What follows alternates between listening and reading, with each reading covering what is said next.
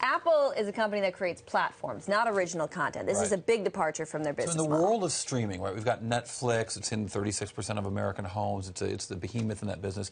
But you have Hulu and Amazon Prime also making really big efforts. And all of those three companies, or the divisions of, in the case of Amazon, all of them investing in original content and making shows like Netflix famously, House of Cards, Orange is the New Black, Daredevil, and other things that they're having some success with.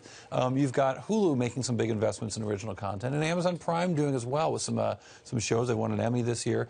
So Apple, as the #4 player in streaming in the U.S., is the only one that's not doing any original content of any kind. But as we increasingly see these guys investing, I sat here yesterday and we talked about Netflix making investments in original content and exceedingly more investments in original content. But that's what Netflix does. It is what Netflix does, but it's also what Apple does, right? Apple has these arrangements to distribute content, and it looks like more and more there's certain content they're not going to be able to get their hands on.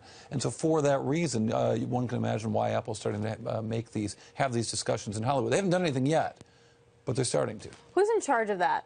So Eddie Q, who runs all the talent relationships in the music world, famously had a battle with Taylor Swift.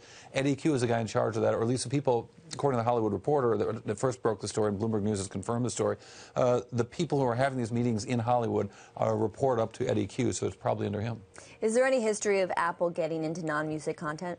They haven't done anything exactly like this, except there is the case of Apple supposedly bidding on Top Gear. So the talent behind Top Gear, #1 rated show in the UK.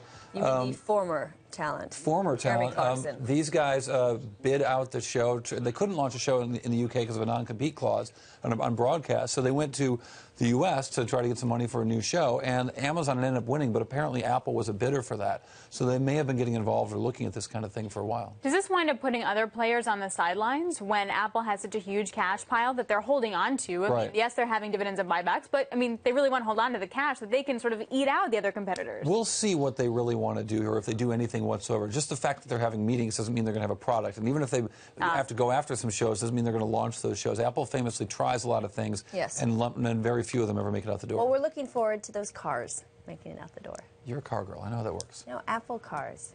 Then there's that could happen too.